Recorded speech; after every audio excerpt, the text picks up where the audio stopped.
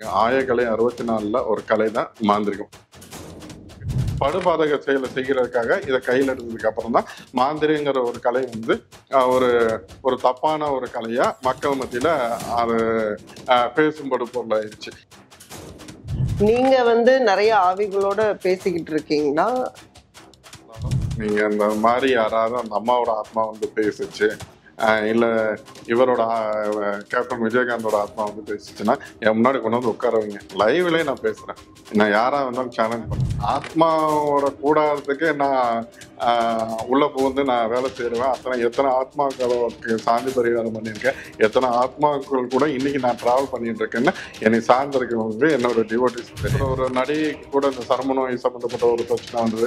அப்போ எல்லாரும் வந்து அவங்க செலவு பண்ணாத பணமே கிடையாது, இருந்தும் ஒரு பிரயோஜனம் கிடையாது. கடைசியில் ஆன்மீகத்தை கையில் எடுக்கன்னா அதுக்கப்புறம் அவங்களோட பிரச்சனையும் தீர்ந்து போச்சு. இந்த விஜயகாந்தோட ஆத்மாவுக்கு அந்த முடிவுரை எழுதுனதே நம்ம தான் எழுதணும். விஜயை பொறுத்த வரைக்கும் சிஎம் ஆவாரான்னா அதுக்கான சாத்தியக்கூறுகள் இல்லைங்கிறது ஏற்கனவே நான் எடுத்து சொல்லிட்டேன். நேதாஜி சுபாஷ் சந்திர போஸோட அவரோட ஆத்மா நிலை எங்கவா இருந்தது, அடுத்து அது என்ன பிறவி எடுத்ததுங்கிறது நம்ம நகரத்துல பேசியிருக்கோம்.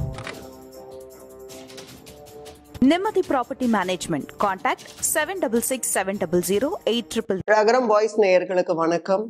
இன்றைக்கு நேர்காணல்ல நம்ம கூட இணைஞ்சிருக்காங்க வராகி சித்தர், மறைமொழியாளர். வணக்கம். ஆன்மீக நாடு அனைத்து நண்பர்களுக்கும் வராகி நியாயப்பள்ளி மட்டும் வணக்கம். அதாவது சமீபத்துல வந்து ஜெயலலிதா அவர்களுடைய ஆவியோட பேசுறதா ஒருத்தங்க சொல்லிட்டு இருக்காங்க. இப்பவும் ஸ்டில் கண்டினியூஸா பேசிட்டு இருக்கிறதா சொல்றாங்க. ஸோ விஜய்க்கு வந்து அவங்க வந்து நிறைய அட்வைஸ் எல்லாம் கொடுக்க சொன்னாங்கன்னு சொல்றாங்க. ஸோ அப்ப வந்து தலைவர்களோட ஆவியோட பேச முடியும், பொதுவாவே ஆவியோட பேசுறது அப்படிங்கிறது உண்மைதானா? அது ரியலிஸ்டிக்கா இருக்கா? இப்போ ஆத்மா கூட பேச முடியுமா அப்படின்னு கேட்டாக்கா அந்த கேள்விக்கு பதில் என்னன்னா, ஆத்மா கூட பேச முடியும். இப்ப ஆத்மா கூட யாரெல்லாம் பேசலாம், எல்லாருமே போற போக்குல எல்லாருமே பேசலாம்னா அதுக்கான வாய்ப்பு கிடையாது. இப்போ நீங்க ஒரு ஃப்ரீக்வன்சில இப்போ ஒரு ரேடியோவை நீங்க எந்த அலைவரிசையில கேட்குறீங்களோ அந்த அலைவரிசையில தான் அந்த ரேடியோல அந்த அலைவரிசையோட இதை மட்டும் தான் கேட்க முடியும். இப்ப இந்த மாதிரி ஒரு ஆத்மாங்கிறது ஒரு ஃப்ரீக்வன்சி வச்சுக்கோங்களேன்.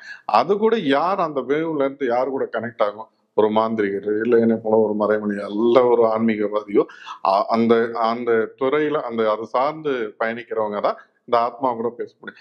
எல்லாருனாலையும் ஆத்மா கூட பேச முடியும்னா கூடிய அப்ப டெய்லி பாத்தீங்கன்னா நேற்று உங்க தாத்தா பாட்டி யாராவது இறந்துருப்பாங்க, நீங்க அவங்ககிட்ட பேசலாம். இல்லை அந்த பையனோட தாத்தா பாட்டி யாராவது இறந்துருப்பாங்க, எல்லாரும் கூப்பிட்டு வச்சு டெய்லி பேசலாமே. அதுக்கான சாத்தியக்கூறு இருக்கா அப்படின்னு கேட்டாக்கா கிடையாது. ஆத்மா கூட பேச முடியுமா அப்படின்னு கேட்டாக்கா இங்க அதுக்கான எல்லாராலையும் பேச முடியாது. அதுக்குன்னு ஒரு சில தனி சிறப்பும் அதுக்குன்னு தனி அந்த அந்த ஃப்ரீக்குவன்சியை யாரால அளவிட முடியும், யாரால பேச முடியும், அதுக்கு உண்டான தகுதி சிறப்பு உண்டானவங்க மட்டும்தான் அதை பேச முடியும். இப்போ ஜெயலலிதாவோட ஆத்மா கூட பேசினேன், விஜயகாந்தோட ஆத்மா கூட பேசினேன், இன்னும் பவதாரணியோட ஆத்மா கூட பேசினேன், இப்படி நிறைய இதெல்லாம் இருக்கு.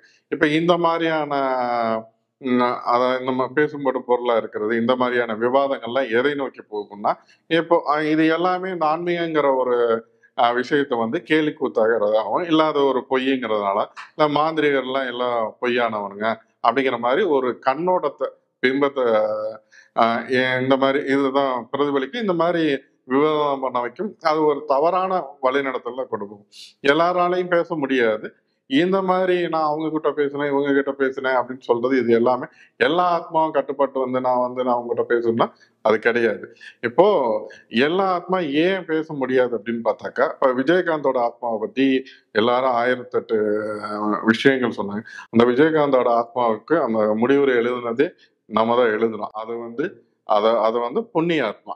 இப்போ புண்ணிய ஆத்மாங்கிறது என்ன? இப்போ ஆத்மாலேயே இப்போ சாதாரணமா இறந்து போறவங்க துராத்மாக்கள் அந்த மாதிரி வகைப்படுத்தலாம். இப்போ துராத்மாக்கள்லாம் யாராவது தன்னோட ஆசாபாசங்கள் நிறைவேறாம ஒரு ஆக்சிடென்ட்லயோ ஒரு விபத்துலயோ ஏதாவது ஒரு இதெல்லாம் இறந்து போறாங்களே, இந்த மாதிரியான ஆத்மாக்கள் துராத்மாக்கள் இவங்க பழி வாங்குவாங்க, இல்லை அவங்களுக்கான ஒரு நோக்கத்தை நிறைவேற்றிக்க வேற ஒரு உடல் தேவைப்படும். இப்போ இங்க புண்ணிய ஆத்மாக்கள்னு எடுத்துக்கிட்டீங்கன்னாக்கா, இந்த புண்ணிய ஆத்மாக்கள் என்ன ஆகும்னா அது ஒரு தெய்வாதி நிலை, அந்த நிலையை அடைஞ்சிடும். இப்போ இந்த நிலை அடைஞ்சோன்னா இப்ப எல்லாரும் விஜயகாந்தோட ஆத்மாவை எடுத்துக்கும் போது என்ன சொன்னாங்க அப்படின்னு, அந்த நிலையை அடைஞ்சிட்டா ஆத்மாக்கள் பேச இல்ல அதுதான் அந்த விஷயத்துக்கு தான் நான் இப்ப வரேன். இப்போ தெய்வ நிலை அடைஞ்சவங்க, இப்போ விஜயகாந்தோட ஆத்மாக்கு என்ன சொன்னாங்க, அவர் வந்து அடுத்தது அவங்க குடும்பத்துல வந்து வாரிசா பிறப்பாங்க, இல்ல அடுத்தது அந்த குடும்பத்துல தான் அவர் தான் நீ வாரிசா வந்து இருப்பாரு, நீ குடும்பம் அடுத்தடுத்து இதுக்கு போகும் அப்படின்னு சொன்னாங்க. ஆனா அது தவறான ஒரு வாதம். என்ன அப்படின்னு பார்த்தாக்க, விஜயகாந்த் ஆத்மாவை பொறுத்தவரைக்கும் இங்க பலர் பேர் வந்து என்ன கேட்பாங்க அப்படின்னாக்கா, கடவுளை காண முடியுமா, இல்ல கடவுள் என்ன மனுஷனா, மனித உருவத்துல கடவுள் வருமா அப்படின்னு சொல்லுவாங்க. விஜயகாந்த் நல்லவரோ கெட்டவரோ அடுத்த விஷயம். ஆனா பல பேருக்கு, அதாவது நான் பசியால் பிணியால் வாடினவருக்கு பல பேருக்கு அவர் வந்து ஒரு சாமியாத்தான் இருந்திருக்காரு. அவர் பசி பிணியை போக்குனதா இருந்தாலும் சரி, பல பேருக்கு வந்து அவர் அதுதான். இப்ப கடவுள் வந்து வந்து நேரடியா வந்து உங்க முன்னாடியோ மத்தவங்க முன்னாடியோ வந்து நிக்க போறது கிடையாது. அவன் மனித ரூபத்துல ஒருத்தங்களுக்கு அவங்க ஒரு உதவியாவோ ஏதோ ஒரு கருவியாவோ இருப்பார். அந்த வகையில பல பேருக்கு கடவுள் யாருன்னு கேட்டாக்க, இது மிகைப்படுத்தி சொல்ற மாதிரி இருக்கும். இதுதான் எதார்த்தமான உண்மை. இப்ப ஏன் நம்ம மக்கள் தெரியும் எம்ஜிஆர் ஏன் நான் கடவுளை இன்னைக்கும் பல பேர் இடத்துல அவங்க கட்சிக்காரங்களை விட அதிகப்படியா பொதுமக்களே கொண்டாடுவாங்க. ஏன்னா இன்னும் அவர் உயிர் இறந்துட்டாருன்னு சொன்னாக்கா பல பேர் கோவப்படுவாங்க. அந்த அளவுக்கு அவர் தெய்வமா வழிபாடு பண்றாங்க. இந்த மாதிரி புண்ணிய ஆத்மாக்கள் போய் செட்டில் ஆயிட்டாங்கன்னா, அவங்கள வந்து நான் அவங்க கூட கூப்பிட்டு பேசினேன், இல்ல அவங்க வந்து எனக்கு தகவல் தெரிவிச்சாங்க அப்படிங்கிறது ஒரு தவறான வாதம். அது தேவையில்லாத அந்த பேரை கெடுக்கிறதுக்கு உண்டான வழிவகை தான் செய்யும். அதாவது மாந்திரீகம் தெரிஞ்சவங்களோ இல்ல வந்து அதுக்குன்னு ஸ்பெஷலைஸ்டா தெரிஞ்சவங்க தான் அதை வந்து ஆத்மாக்களோட பேச முடியும்னு சொன்னீங்க. இப்போ ஜெயலலிதா ஆவியோட பேசினேன் அப்படின்னு சொன்னவங்க வந்து இந்த மாதிரி மாந்திரீகமோ ஏதோ தெரிஞ்சவங்கள நார்மல் ஹியூமன் பீயிங் தான். அப்போ வந்து அவங்களுக்கு அவங்க கிட்ட பேசுறாங்க அப்படிங்கும்போது அதுவும் வந்து அவங்க தொடர்ச்சியாக சொல்லிக்கிட்டே இருக்காங்க. அடுத்தடுத்து விஜய்க்கு எந்த அட்வைஸ் கொடுக்கணும்னு சொல்றாங்க, அடுத்து வந்து இவங்க மிரட்டப்படலான்னு சொல்றாங்க. அந்த மாதிரி அடுத்தடுத்து அடுத்தடுத்து அவங்களுக்கு வந்து ஜெயலலிதா அவர்கள் வந்து அப்டேட் கொடுத்துட்டே இருக்காங்க அப்படின்னு சொல்றாங்க. அதுதான் சொல்லலையா, இது வந்து ஒரு தவறான ஒரு மக்களை வழி நடத்துற மாதிரி ஒரு விஷயம். நான் இப்போ நான் இல்ல அவங்க வந்து குட்டி சாத்தான்லாம் கூட கண்ணுக்கு தெரியும்னு சொல்லுவாங்க. அப்படிலாம் எல்லாமே அப்போ ஒரு உபாசனையில இருக்கு. இப்ப அதை கேட்டுட்டாக்க என்ன பண்ணுவாங்க, மக்கள் வந்து எள்ளி நகையாடுறதுக்கும் ஏளனம் செய்யறதுக்கு தான் இது வழிபிறக்கும்.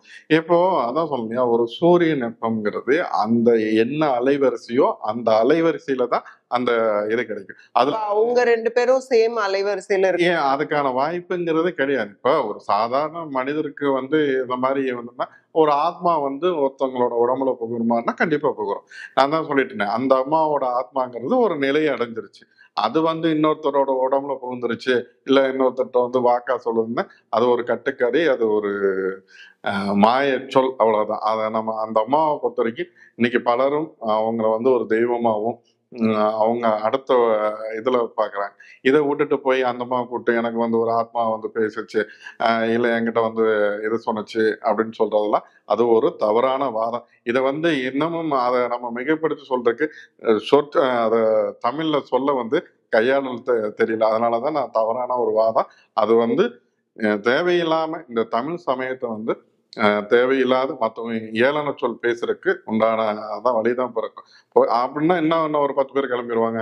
எனக்கிட்ட வந்து அந்த அம்மா யாரா இருந்தாலும் நீங்க இந்த மாதிரி யாராவது அந்த அம்மாவோட ஆத்மா வந்து பேசுச்சு, இல்ல இவரோட கேப்டன் விஜயகாந்தோட ஆத்மா வந்து பேசுச்சுன்னா என் முன்னாடி கொண்டு வந்து உட்கார வைங்க. லைவ்லயே நான் பேசுறேன். நான் யாரா இருந்தாலும் சேலஞ்ச் பண்றேன். ஏன்னா இப்படிதான் விஜயகாந்தோட ஆத்மாவை பத்தி 1000 இதெல்லாம் வச்சாங்க. நான் தான் அதுக்கான முடிவுரை எழுதினேன். அதுக்கப்புறம் அதை பத்தி எந்த ஒரு இதுவுமே இருக்காது.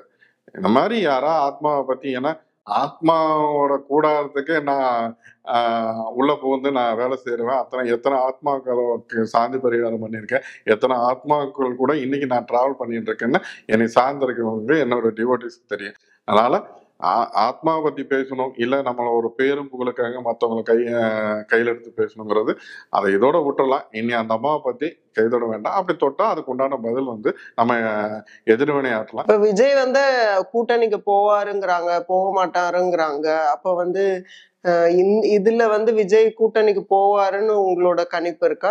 இல்ல நான் இந்த இதை வந்து கிட்டத்தட்ட ஒரு 6-7 மாசத்துக்கு முன்னாடியே, ஒரு வருஷத்துக்கு முன்னாடி நம்ம என்ன சொல்லியிருக்கோம்னா, விஜய் கூட்டணிக்கு வருவார்னா விஜய் கூட்டணியில பயணிப்பார். இன்னொன்னு என்னன்னா வந்து இப்ப இருக்கிற நிலைமை, இந்த காலகட்டத்துல இருக்கிற நிலைமை, இப்ப இருக்கிற கூட்டணி இது எல்லாமே தலைகீழா மாறும். அதாவது எப்பன்னா நவம்பர் டிசம்பர் முடிஞ்சு ஆட்டோமேட்டிக்கா டிசம்பர் மாதத்துல இப்போ கூட்டணிங்கிறது ஒரு நிலைப்பாட்டுக்கு வந்துடும். அவர் சிஎம் டெப்யூட்டி சிஎம் ஏதாவது ஆவாரா 2020? இல்ல, விஜயை பொறுத்த வரைக்கும் சிஎம் ஆவாரான்னா அதுக்கான சாத்தியக்கூறுகள் இல்லைங்கிறது ஏற்கனவே நான் அடிச்சு சொல்லிட்டேன். அதுக்கான சாத்தியக்கூறே இல்லை. அப்ப அது அவருக்கான அந்த இப்ப மட்டும்தான் இல்லையா, இனி வரும்? இல்ல, காலங்கள் இருக்கு. அவர் இப்போ முதல்வர் நாற்காலி இந்த 2026 கிடைக்குமானா அதுக்கான சாத்தியக்கூறு இல்லை.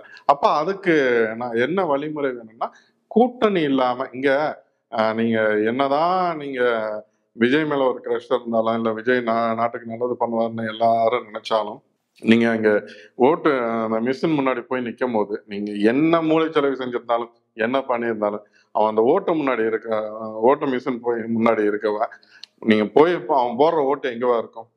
நாம் தமிழர் சீமானுக்கோ இல்லைன்னா விஜய்க்கோ மற்றவருக்கோ யாருங்க, ஒன்னு டிஎம்கே போடுவான், இல்லைன்னா ஏடிஎம்கே போடுவான். இதுதான் அவனோட தலையெழுத்து. அப்படித்தான் செய்வான். ஏன்னா அது அவங்க ரத்தத்துல இந்த ஒரு 80s ஒரு 85 இந்த காலகட்டத்துக்குள்ள பிறந்தவர்கள் எல்லாருமே அவங்களோட இதே இந்த இதுலதான் இருப்பாங்க. இதுல இருந்து இந்த 85க்கு மேல இந்த பிறந்தவர்களோட மனநிலை தான் நீ நாம் தமிழர் கூட, செந்தமிழ் சீமான் கூட பயணிக்கிறதும், விஜய் கூட பயணிக்கிறதும், மற்றவர்கள் கூட பயணிக்கிறதும் அவர்களோட நிலைப்பாடா இருக்கும். இது யதார்த்தமான களம். இந்த ஆவிகளோட பேசுறத பத்தி நம்ம பேசணும்.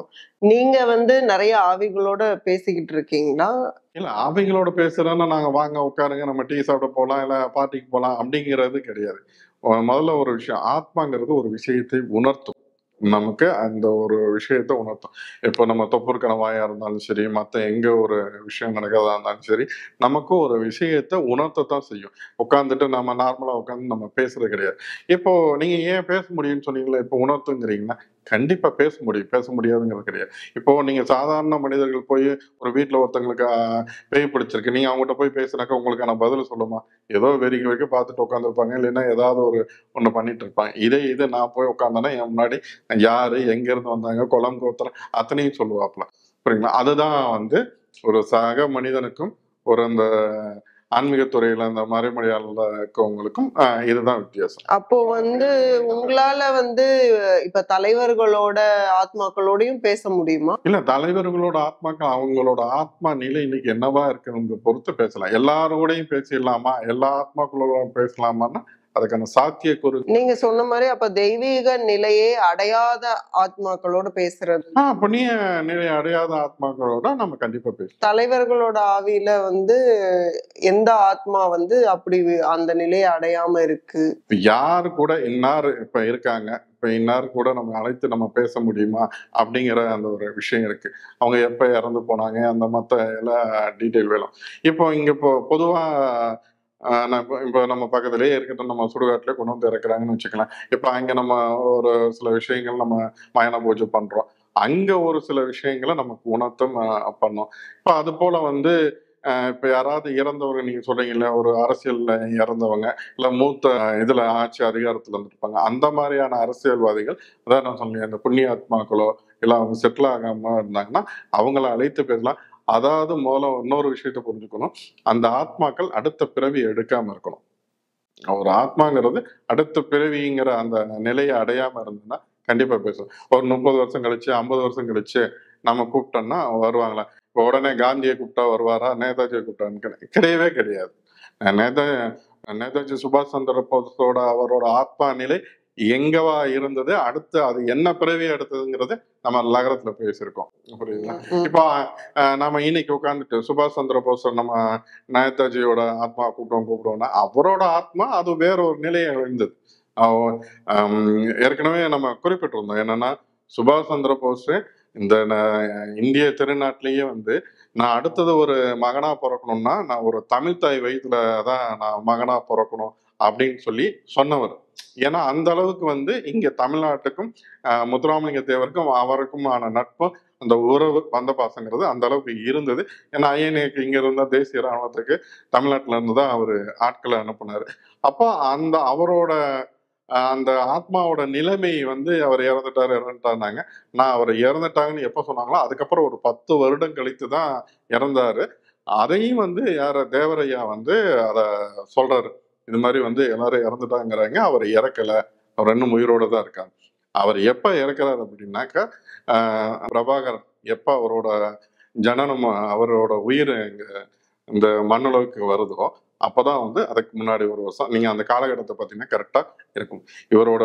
அதாவது வந்து நீங்க அதை அந்த கூட்டி கழிச்சு இந்த பாத்தீங்கன்னா கரெக்டா இருக்கும். எந்த தமிழ் தாய் வயிற்றுல பிறந்து இந்த தமிழனுக்காக போராடுவோன்னு சொன்னாரோ அதே போல அவர் ஒரு போராளி, அதே போராளி பிரபாகரன் தான் ஈழத்தமிழர்களுக்காக போராடினார். சுபாஷ் சந்திர போஸோட ஆத்மா தான் பிரபாகரனோட ஆத்மாங்கிறது அதுதான். அப்படியா? மதுரையில அவரோட ஸ்பீச் எடுத்து பாத்தீங்கன்னா அவரோட அந்த இதை பாத்தீங்கன்னா தெரியும்.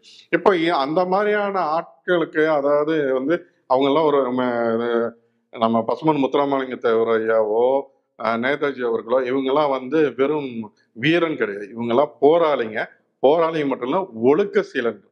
இப்ப இவர்களோட ஆத்மா அவங்க எண்ணியபடி அவங்களோட எண்ணத்தை நிறைவேற்றும். அதே இதுதான் நான் இன்னைக்கு என்னோட கருத்துல இருந்து மாறுறது கிடையாது. அவரோட ஆத்மாங்கிறது நீங்க கரெக்டா பிரபாகரனோட பிறப்பும் சுபாஷ் சந்திர போஸோட இறப்பும் பாத்தீங்கன்னா ஒத்தே இருக்கும். அவ்வளவுதான் விஷயம். வேற எந்த அரசியல் தலைவர்களோட ஆத்மா வந்து வேற யாராக கன்வெர்ட்? இல்ல நீங்க அதுதான் இப்ப நான் இதுக்கு முன்னாடியே இதுக்கான பதில சொல்லிட்டேன். உடனே வந்து இவரை கொண்டு வாங்க, நம்ம காந்தியை கொண்டு வாங்க, இது மாதிரி வேற எக்ஸாம்பிள் இல்ல இந்த மாதிரியான எக்ஸாம்பிள் சொல்ற அளவுக்கு நம்ம அந்த அரசியல் இதுக்குள்ள நம்ம போகவே வேண்டாம். ஏன்னா அந்த மாதிரியான தலைவர்கள் இங்க இல்லை. அவ்வளவுதான். நம்ம இதை கொண்டு போனாக்கா அரசியல் இதுக்குள்ள கொண்டு போனாக்கா அப்புறம் என்னைய வந்து ஒரு விவாத பொருளாக்கிடுவாங்க. நான் அந்த விவாதத்துக்குள்ள இல்லை. ஒரு பிரபலமான ஆட்களையோ இல்ல வேற எந்த ஒரு விஷயமா அரசியல்னு எடுத்துட்டாவே நீ அது எங்க போகும்? அப்போ நம்மளை குறை சொல்றாங்க இல்லைன்னா நிறை சொல்றாங்க அப்படிங்கிற மாதிரி வாதத்துக்கு போயிடும். அதனால அந்த வாதத்துக்குள்ள நான் வரல.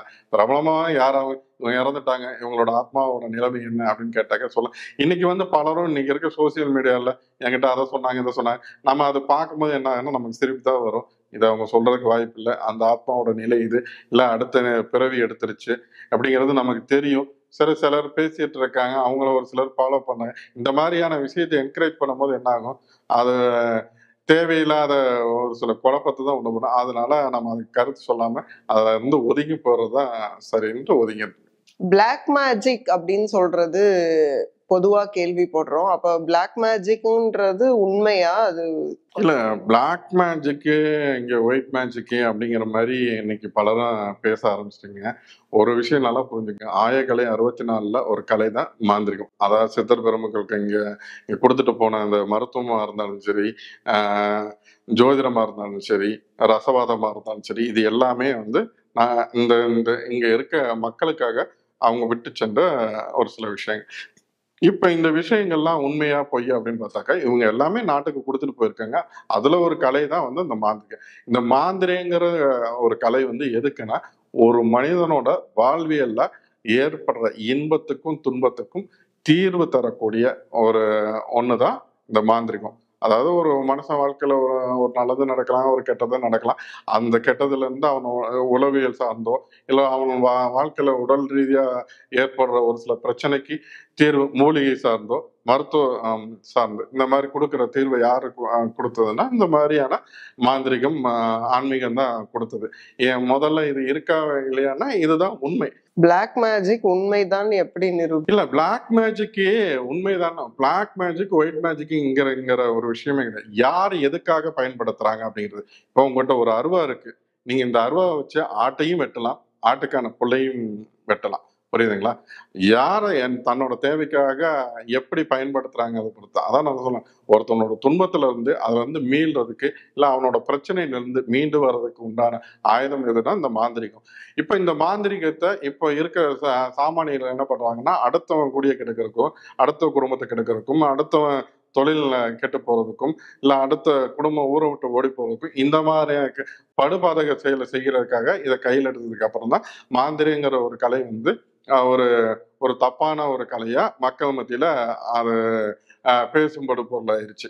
இல்லைன்னா மாந்திரிகங்கிறது அது ஒரு தெய்வாதீனமான ஒரு கலை தான். இதுல வேற மாந்திரிகங்கிற ஒரு விஷயத்துல போய் அதுல ஒயிட் மேஜிக்கு பிளாக் மேஜிக் அப்போ இங்க இருக்கிற ஒரு துர்மாந்திரியர்கள் சில மனிதர்களுக்காக செய்யக்கூடிய விஷயம்தான் அந்த பிளாக் மேஜிக். இந்த மாதிரி ஒரு விஷயத்த செய்ய தூண்டுறதுக்கு செய்யற ஒரு விஷயம்தான் இந்த மாந்திரிங்கிற ஒரு விஷயம்.